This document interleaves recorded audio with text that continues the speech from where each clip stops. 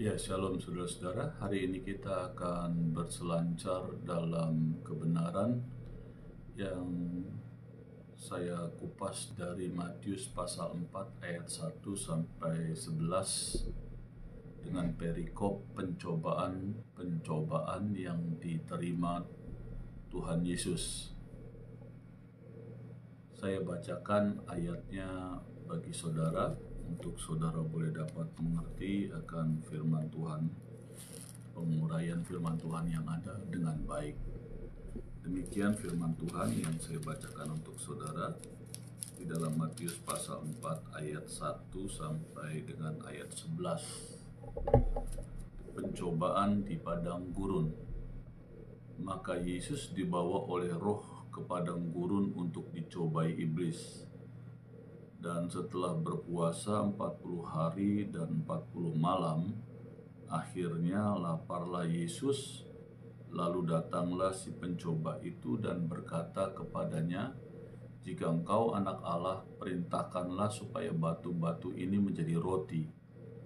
Tetapi Yesus menjawab, "Ada tertulis, manusia hidup bukan dari roti saja, tetapi dari setiap firman yang keluar dari mulut Allah."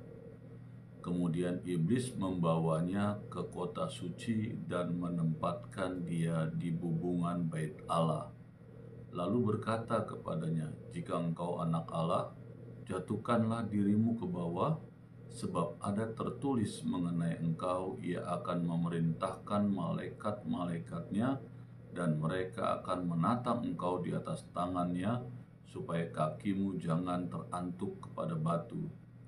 Yesus berkata kepadanya, "Ada pula tertulis, janganlah engkau mencobai Tuhan Allahmu." Dan iblis membawanya pula ke atas gunung yang sangat tinggi dan memperlihatkan kepadanya semua kerajaan dunia dengan kemegahannya, dan berkata kepadanya, "Semua itu akan kuberikan kepadamu jika engkau sujud menyembah aku." Maka berkatalah Yesus kepadanya, "Enyahlah iblis, sebab ada tertulis, engkau harus menyembah Tuhan Allahmu, dan hanya kepada Dia sajalah engkau berbakti." Lalu iblis meninggalkan dia, dan lihatlah malaikat-malaikat datang melayani Yesus. Nah, saudara-saudara, kalau kita membaca dari perikop ini dalam Matius pasal 4 ayat 1 sampai 11, saya sedikit menekankan kata kerja dari mencoba, yaitu dari itu adalah sebuah kata kerja, dan dalam bahasa Yunani disebut peirazin, atau saudara, kata mencoba ini lebih jelas, lebih bagus, lebih tepat, itu menguji, saudara. Ya, contohnya di Alkitab ada ketika Abraham menyerahkan Ishak di dalam Kejadian pasal 12 ayat 1. Nah, jadi di situ dijelaskan bagaimana Allah ingin menguji Abraham ketika dia telah menerima berkat seorang anak, karena hampir 25 tahun dia merindukan seorang anak yang langsung dari keturunannya sendiri. Dan ketika anak itu sudah dia dapat, yang disebut namanya Ishak, ternyata Allah memintanya, ya, menguji Abraham untuk menyerahkan Ishak untuk dikorbankan. Dari kata-kata itu jelas Abraham diuji oleh Tuhan akan kesetiaannya kepada Allah. Dalam bahasa Indonesia, kata kerja mencoba mempunyai arti yang kurang menyenangkan, ya saudara-saudara. Bisa menggoda atau mencobai orang untuk melakukan hal yang salah. Jadi kata mencoba itu seperti itu. Contoh, ya, merayu orang untuk melakukan dosa, atau membujuk seseorang untuk menempuh jalan yang salah. Seterusnya, saudara. Jadi maksud pencobaan atau menguji bukanlah dimaksudkan agar kita melakukan dosa. Jadi kata-kata pencobaan yang ada di dalam Matius pasal 4 ayat 1 sampai 11 ini, yang seterusnya adalah maksud pencobaan atau menguji, itu adalah untuk memampukan ya kita menaklukkan dosa, saudara. Nah, pencobaan atau menguji tidak dimaksudkan agar kita melakukan hal-hal yang tidak baik. Yang namanya juga menguji sesuatu hal yang kita dianggap sudah mampu, dites kembali, diuji kembali, apakah kita bisa melewati ujian itu, gitu ya. Pencobaan atau menguji juga tidak dimaksudkan agar kita menjadi orang yang jahat. Seharusnya yang namanya pengujian itu harus menjadikan kita orang yang baik dan lebih baik lagi, saudara. Ya, jadi jelas pencobaan dan menguji itu tidak dimaksudkan agar kita menjadi orang jahat, melainkan agar kita menjadi orang yang baik, saudara-saudara. Nah, pencobaan menguji atau menguji tidak dimaksudkan agar kita lolos dan hilang. Yang namanya menguji, saudara, itu agar kita menjadi makin kuat, makin lebih baik, lebih murni, ya saudara, dan menang di dalam menghadapi kesengsaraan atau masalah kehidupan yang kita alami sehari-hari. Dan kata pencobaan atau menguji bukanlah semacam hukuman terhadap manusia. Pencobaan adalah kemuliaan bagi manusia, atau ujian adalah kemuliaan bagi manusia. Karena waktu kita lulus, maka itu akan menjadi sebuah kemuliaan, kita melewati masalah dengan baik. Nah, tempat yang dilakukan untuk mengadakan pencobaan itu atau ujian itu terjadinya di padang gurun, saudara-saudara. Saya menggambarkan tentang padang gurun yang ada, ya saudara. Di antara kota Yerusalem dan Laut Mati terbentang panjang padang gurun yang dinamakan Yesimon, ya, atau tempat pembinasaan. Ukurannya panjang, saudara, kurang lebih 50 km panjangnya dan lebarnya 20 km. Ya, saya pernah melewati lembah ini, ya, atau gurun ini, gurun Yesimon ini, saudara. Jadi di padang gurun tidak ada apa-apa. Ya, di situ tempat untuk menyendiri dan menyepi, memang tempat yang sepi, saudara. Nah, disitulah Yesus dicoba. Dan Alkitab menuliskan bagaimana dia dibawa oleh Roh untuk menyendiri. Karena di dalam kesendirian dan penderitaan, pengharapan dan kepekaan kita akan suara Tuhan semakin tajam.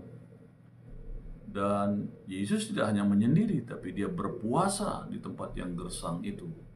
Dikatakan berpuasa 40 hari, saudara, 40 malam di padang gurun.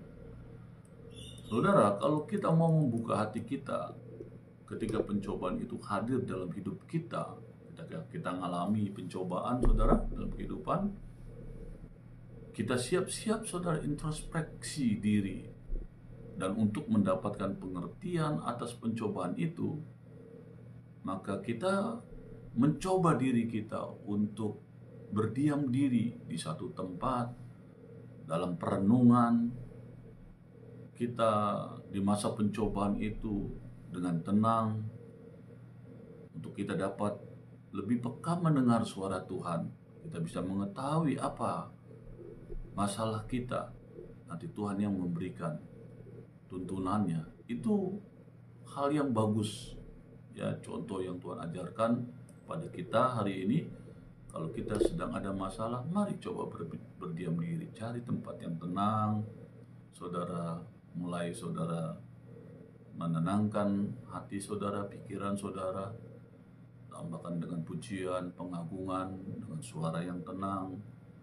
Dan setelah dalam ketenangan, saudara boleh dalam perenungan membaca firman Tuhan. Dalam saudara sedang perenungan itu, saudara bisa nanti akan mendengarkan suara Tuhan, lebih peka akan suara Tuhan. Karena kita selama ini, kehidupan kita dibisingkan oleh kehidupan dunia dengan pekerjaan, usaha, masalah, sakit, penyakit, apalagi pandemi ini, sampai akhirnya kita tidak lagi bisa peka akan suara Tuhan untuk menuntun kita melewati masalah demi masalah ini, saudara.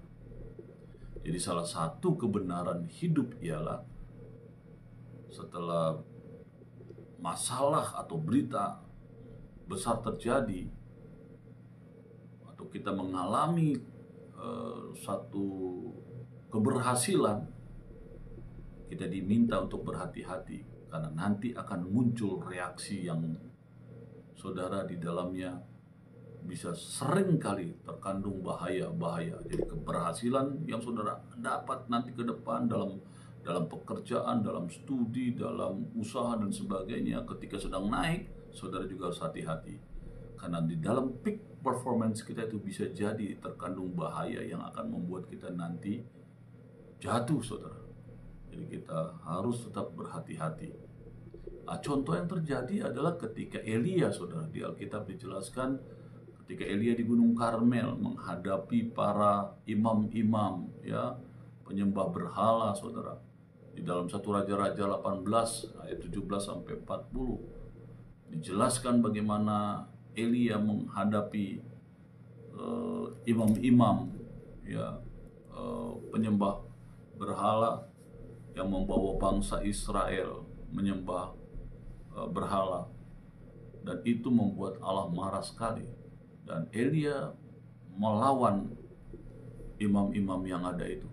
Dikatakan setelah mereka kalah karena mereka tidak bisa menghabiskan atau menunjukkan binatang yang ada itu dimakan oleh Allahnya mereka, dan Elia bisa membuktikan binatang yang disembelih dipotong-potong oleh Elia, dibuatkan mezbah, ditaruh di atasnya potongan-potongan binatang itu, dan ditaruh air, bukan ditaruh minyak, saudara. Dan akhirnya api dari langit turun, membakar habis binatang atau daging yang telah terpotong-potong itu, bahkan sampai mezbahnya, bahkan air yang ada habis semuanya, dibakar oleh api dari surga. Dan ketika hal itu terjadi, maka Elia menunjukkan kekuasaannya. Dia bilang kepada banyak orang Israel, tangkap itu semua imam-imam penyembah Baal itu. Dan akhirnya mereka disembelih oleh Elia. Tetapi saudara, setelah peristiwa itu, Elia ternyata diancam oleh Isabel, istri dari Raja Ahab, bahwa apa yang telah dilakukannya hari ini, esok dia akan juga mengalami. Elia ketakutan, saudara, oleh seorang permaisuri dari seorang Raja Ahab. Ketika dia begitu perkasanya, hanya mendengar perkataan bahwa dia akan juga mengalami seperti yang dia lakukan saat itu, dia lari, saudara, dengan ketakutan. Jadi itu adalah firman Allah mengajarkan, begitu dalam kegemilangan kita, keberhasilan kita, kehebatan kita, ternyata kita bisa mengalami kejatuhan. Elia hanya mendengarkan saja isu bahwa Isabel akan membunuhnya. Saudara, sudah ketakutan. Kita juga bisa jadi begitu, saudara. Kalau sudah ada tinggi jabatan kita, kemampuan kita, usaha kita, kepandaian kita, hati-hati, saudara. Bisa jadi hanya karena hal kecil, saudara akan bisa jatuh. Itu sebabnya kita tetap berjaga-jaga, meskipun kita sedang mengalami puncak kehidupan. Kiranya firman Tuhan yang saudara dengarkan hari ini bisa memberikan pengertian saudara kali ini barangkali sedang ada di puncak performance kehidupan saudara, usaha saudara, pekerjaan saudara, pendidikan saudara. Kiranya saudara bisa berhati-hati melalui berselancar dalam kebenaran yang saya sedang menguraikannya dalam Matius pasal 4 ayat 1-11 ini. Nah, pengalaman Yesus itu adalah pengalaman batiniah, saudara. Pencobaan datang kepada kita justru lewat pikiran, angan-angan, kehendak hati dan jiwa kita. Ya, pencobaan atau menguji itu hanya datang kepada orang-orang tertentu, saudara. Umumnya begitu, yaitu yang orang-orang yang mempunyai kemampuan khusus, kekuatan khusus, saudara. Dan yang mengetahui bahwa dia mempunyai kekuatan. Orang-orang yang seperti itu, saudara, yang akan diuji dengan cepat sekali. Ketika dia kelihatan pandai, berhasil, kaya, saudara, orang-orang seperti itu cepat sekali akan diuji oleh dicobai oleh iblis dengan kapasitas-kapasitasnya yang ada itu, dengan kehebatan, dengan kekayaan, kepandaian itu, dia akan diuji.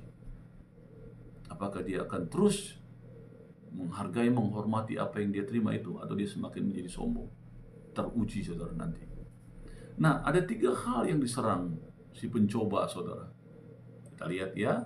Nah, kita nanti kan bisa lihat bagaimana Tuhan Yesus dan bagaimana Tuhan Yesus memberikan pengertian untuk saudara dan saya dari firman Tuhan ini.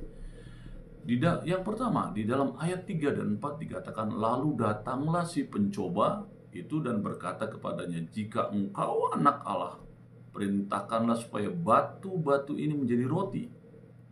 Tetapi Yesus menjawab, ada tertulis, manusia hidup bukan dari roti saja, tetapi dari setiap firman yang keluar dari mulut Allah. Jadi yang pertama adalah batu diminta dirubah menjadi roti. Sedangkan Ulangan 8 ayat 3, saudara, dijelaskan bagaimana manusia hidup tidak hanya dari roti saja, tetapi melalui perkataan firman. Ayat ini juga dapat menjelaskan ketika Adam kalah tentang pencobaan, ya, soal masalah makanan, saudara. Padahal Adam, saudara, dan Hawa tidak berpuasa, tetapi mereka bisa dikalahkan oleh makanan, saudara, sehingga jatuh dalam dosa. Tetapi Yesus, saudara, Yesus menang dalam hal ini karena Yesus sedang berpuasa, tapi dia bisa melewati ujian atau yang diberikan oleh iblis untuk menyatakan, jadikan batu itu roti karena kamu kan lapar, beli, kamu pasti bisa karena katanya kamu anak Allah. Sebenarnya Yesus bisa melakukan itu, saudara, tetapi dia tidak mau melakukannya. Luar biasa ya. Dalam hal ini Yesus lebih berat karena sedang berpuasa. Manusia, saudara, cenderung untuk mengubah visi atau penglihatan menjadi kenyataan. Orang sering menggenapinya dengan caranya sendiri. Bagaimana supaya orang mau mengikuti kita? Maka diberikan roti atau barang-barang dan benda-benda lain, ya, kepada orang tersebut supaya mau mengikuti kita. Tetapi itu tidak benar menurut firman Allah. Di Alkitab ada contoh orang Israel, saudara, dalam perjalanan yang dibawa Tuhan dari kegelapan, dari bekas jadi seorang budak. Mereka dari sebuah bangsa yang jadi budak dikeluarkan dari Israel menjadi bangsa yang merdeka. Bahkan di dalam perjalanan dikatakan diberi makanan mana, roti dari surga. Ya, Yesaya 49 ayat 10 mengatakan, tetap saja mereka tidak bersyukur. Dan ini yang sering terjadi, saudara, kesalahan fatal yang sering dilakukan manusia atau gereja untuk orang lain yang mengikuti Yesus. Memberi roti, saudara, memberi sembako. Sebenarnya tidak salah kita memberi orang-orang susah atau orang yang membutuhkan makanan dan minum itu dengan roti dan sembako. Tapi kalau saudara melakukan itu untuk membawa mereka kepada Kristus, saudara tinggal tunggu waktu. Mereka tidak akan hormat lagi. Bahkan mereka sebenarnya tidak datang kepada Yesus karena ingin memuji menyembah dia, tapi karena sembako yang saudara beri. Coba saudara lepas, dia tidak akan kembali lagi ke gereja saudara. Saudara, bukan berarti, ingat sekali lagi, bukan berarti memberi orang yang membutuhkan itu tidak perlu. Oh, saudara, sangat perlu. Kita orang percaya harus berani menabur. Kita harus berani memberi kepada orang-orang yang membutuhkan.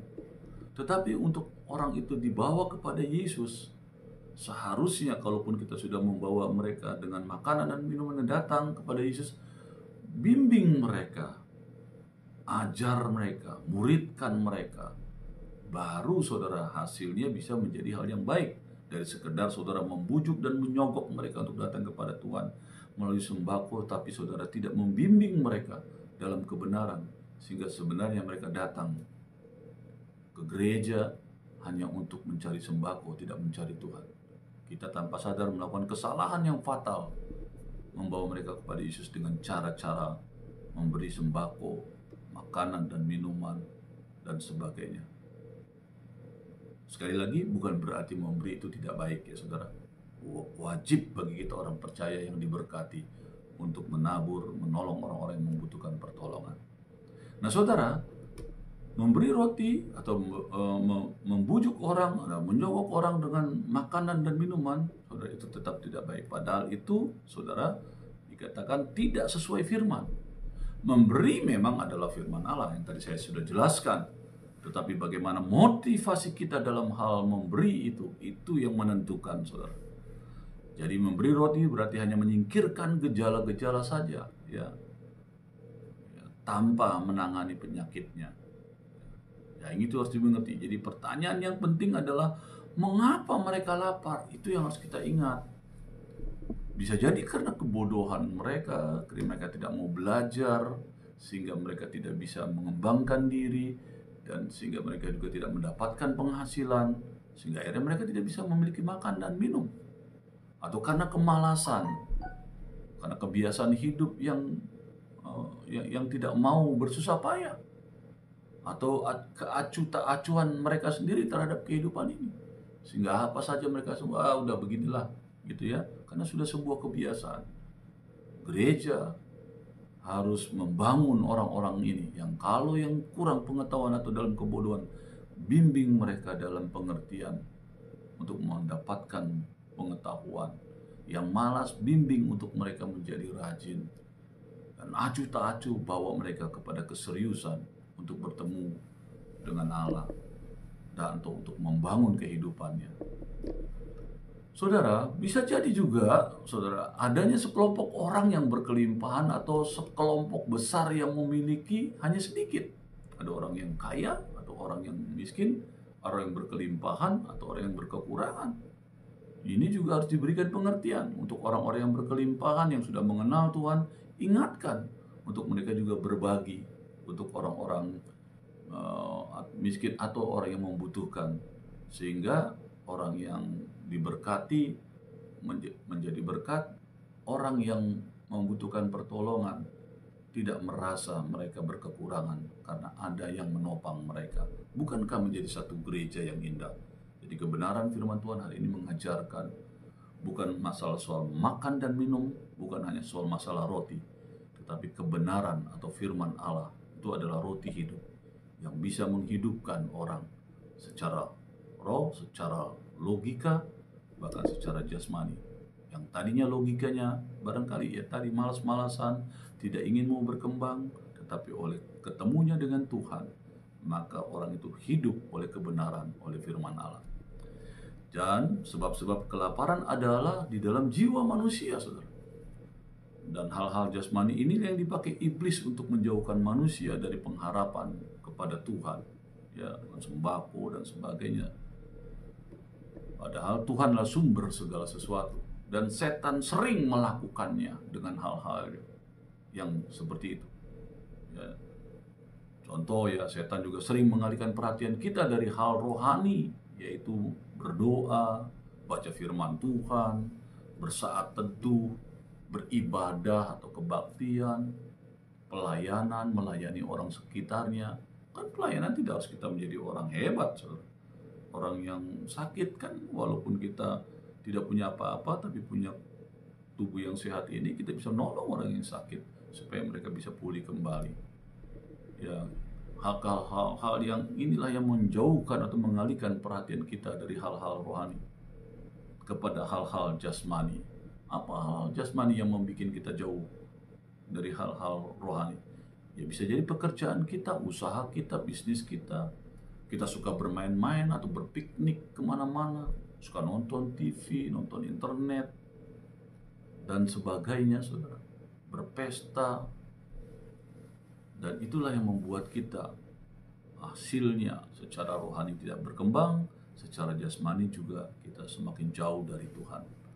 Nah, saudara, kalau pemahaman Alkitab yang datang sedikit, jadi begini, saudara, kalau ada orang yang datang ke gereja untuk beribadah, mendalami firman Allah, itu suka yang datang sedikit. Tapi kalau dibilang ada pesta, wih, yang datang banyak, saudara. Cukup sekali saja kasih tahu ada pesta, datang. Tapi kalau suruh ibadah, wah, berkali-kali kita ngomong. Ya, saudara, setan juga mengalihkan gereja atau kekristenan masa kini dari hal rohani kepada hal jasmani.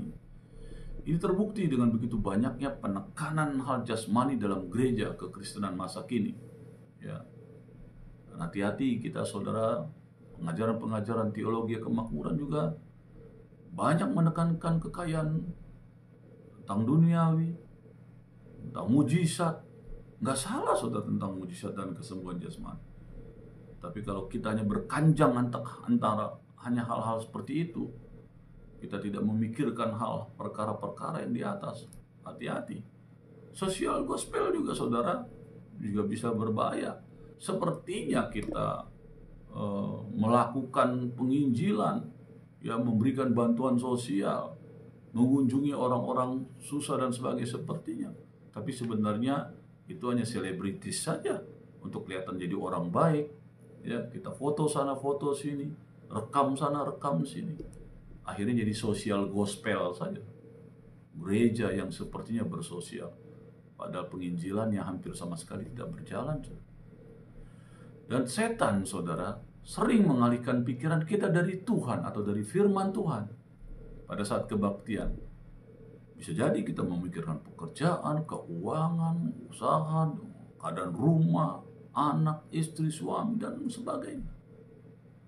Dan di dalam Amos 8 ayat 4-6 berkata demikian, dengarlah ini kamu yang menginjak-injak orang miskin dan yang membinasakan orang sengsara di negeri ini, dan berpikir bilakah bulan baru berlalu supaya kita boleh menjual gandum, dan bilakah hari Sabat berlalu supaya kita boleh menawarkan terigu dengan mengecilkan eva, membesarkan sikal, berbuat curang dengan neraca palsu, supaya kita membeli orang lemah karena uang dan orang yang miskin karena sepasang kasut, dan menjual terigu rongsokan. Hati-hati, saudara. Yang saudara harus mengerti seperti itu. Yang kedua, pengujian si iblis kepada Tuhan Yesus itu melalui penglihatan. Jadi si pencoba membawa Yesus ke bubungan bait Allah, ya.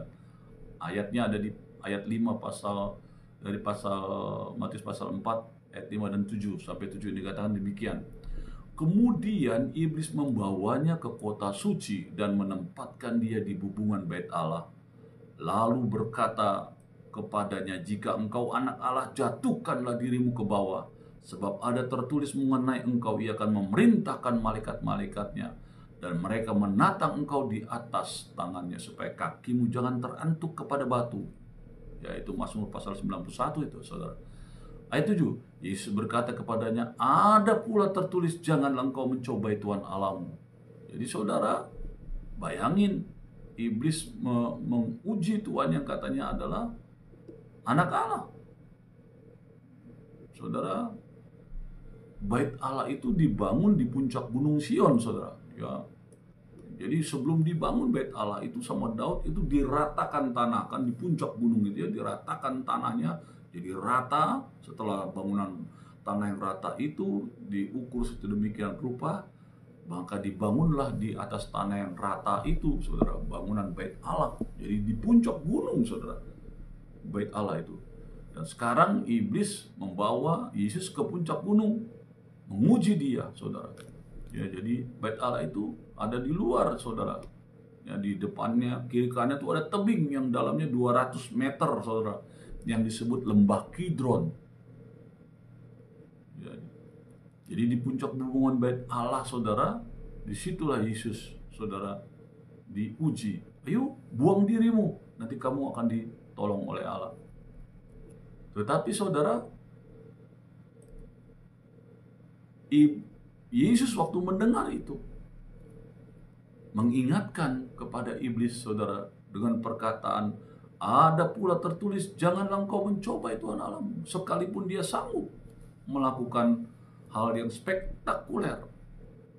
Padahal di puncak bubungan bait Allah setiap pagi imam meniup trompet tanda persembahan korban, pagi telah tiba. Jadi di bubungan bait Allah itu tempat imam ya mengingatkan orang-orang Yahudi setiap pagi melalui tiupan trompet untuk memberikan persembahan korban pagi. Di tempat yang tinggi seperti itulah Yesus disuruh menjatuhkan diri. Tetapi Tuhan Yesus tidak mau melakukan hal-hal seperti itu, sekalipun sebenarnya dia bisa, karena dia adalah Tuhan. Nah saudara-saudara, cara yang spektakuler inilah yang sering dilakukan para mesias palsu, ya, dengan berbagai janji. Hati-hati saudara, kita juga yang percayakan melayani Tuhan, kita mau kelihatan hebat, melakukan perkara-perkara yang spektakuler, dan hasilnya saudara hanya menjauhkan orang-orang itu dari Tuhan, tetapi kita yang menjadi kehormatan itu, saudara. Nah, contoh saudara, firman Allah menuliskan Teudas yang berjanji kepada murid-muridnya akan membelah sungai Yordan dengan satu perkataan saja. Wah, ini si Teudas saudara, ternyata gagal, saudara. Dan akhirnya dia pun sendiri ditangkap dan dibunuh Tuhan oleh tentara Romawi. Ya, seterusnya juga ada seorang tokoh di Mesir, saudara. Bisa saudara lihat di Kisah Rasul pasal 21:38. Dia berjanji akan merobohkan tembok-tembok kota Yerusalem dengan satu perkataan. Dan banyak lagi mesias-mesias palsu lainnya yang terus bermunculan sampai saat ini, saudara. Ngaku-ngaku seperti Yesus. Banyak saudara orang-orang yang mengaku-ngaku seperti Yesus di mana-mana, di berbagai bangsa, saudara. Saudara tinggal klik saja. Ya, orang-orang yang mengaku Yesus banyak, saudara, mendapat cerita yang di berbagai bangsa banyak. Di Indonesia ada, di Korea ada, di berbagai bangsa ada lah. Ya. Tapi Yesus tidak mau melakukan itu, walaupun Yesus bisa. Why? Kenapa? Karena orang yang berusaha menarik perhatian dengan hal-hal aneh, ya, kata mereka itu mujizat, tapi bagi saya hal-hal aneh itu adalah jalan yang tidak bermasa depan, saudara. Jalan yang tidak karena kehendak Allah. Allah, saudara, bukan berarti Allah tidak bisa melakukan mujizat melalui kehidupan kita. Tapi kita tidak boleh mengedepankan itu. Semuanya itu adalah kehendak Allah dan harus menjadi kemuliaan bagi Allah. Jadi waktu mendoakan orang sakit, orang itu sembuh, ya puji Tuhan. Dia disembuhkan karena Tuhan. Kita hanya alatnya saja, membangunkan iman orang yang sakit itu supaya disembuhkan. Dan Allah melakukan perkara, kuasanya menyembuhkan orang itu. Kita hanya alatnya saja. Tidak ada lebih dari itu. Dan tidak perlu juga kita sombong, karena tidak ada kemampuan apa-apa kita ini, saudara. Hanya alatnya saja. Sehingga kalau ada orang yang kita doakan disembuhkan, puji Tuhan. Tuhan memakai kita menjadi alatnya. Tidak boleh lebih dari itu. Kemuliaan hanya untuk Tuhan. Saya berapa kali saudara melayani, bukan beberapa kali saya mendoakan orang sakit, mendoakan orang lumpuh, orang macam-macam saudara saya doakan. Berhasil kali. Tapi puji Tuhan, banyak hal yang sudah saya lupakan. Ya dulu pernah awal jadi kesaksian-kesaksian, tapi setelah sekian banyak, sudah banyak yang terlupa. Tidak ada yang harus perlu dihormati berlebihan. Sekali-sekali jadi kesaksian kayak seperti ini ya nggak apa-apa. Tapi tidak boleh lebih dari itu, saudara. Harus nama Tuhan yang dipermuliakan dalam setiap kita menjelaskan kebenaran firman Allah seperti ini. Firman yang harus diperkuat supaya orang beriman. Karena firman mengatakan iman datangnya dari pendengaran akan firman Tuhan. Ya. Jadi jangan saudara memakai kuasa Tuhan, kebaikan Tuhan, kemuliaan Tuhan yang diberikan kepada saudara dan saya untuk mendapatkan keuntungan-keuntungan. Saudara nggak usah khawatir. Ketika saudara melayani dia, saudara pasti akan diberkati. Tidak mungkin tidak. Tidak mungkin alat yang dipakai Tuhan itu menjadi alat yang tidak berguna. Atau kita bisa kelaparan, tidak mungkin. Allah akan mencukupkan segala kebutuhanku menurut kekayaan dan kemuliaan. Jadi tidak perlu melakukan hal-hal yang haknya Allah untuk dipermuliakan. Yang ketiga, iblis membawa Yesus, dikatakan di ayat 8 sampai dengan 10. Dan iblis membawanya pula ke atas gunung yang sangat tinggi dan memperlihatkan kepadanya semua kerajaan dunia dengan kemegahannya. Padahal kan sebenarnya juga nggak mungkin semua bisa kelihatan. Setinggi-tingginya gunung, ya sebatas kapasitas begitu saja. Kan bundar bumi ini, saudara. Jadi sebatas secukupnya sudut pandang kita saja. Tetapi dikatakan seperti itu kata firman. Memperlihatkan kepada semua kerajaan dunia dengan kemegahannya. Jadi logika, pikiran kita diberikan pemikiran oleh iblis untuk sepertinya dunia ini kita akan dikuasai. Ayat 9, dan berkata kepadanya, semua itu akan kuberikan kepadamu jika engkau sujud menyembah aku. Maka berkatalah Yesus kepadanya, enyahlah iblis, sebab ada tertulis engkau harus menyembah Tuhan Allahmu dan hanya kepada Dia sajalah engkau berbakti. Saudara, Yesus dibawa ke gunung yang tinggi dan diperlihatkan kerajaan-kerajaan dan akan diberikan kalau dia menyembah iblis. Saudara, banyak orang-orang sekarang ingin berkuasa.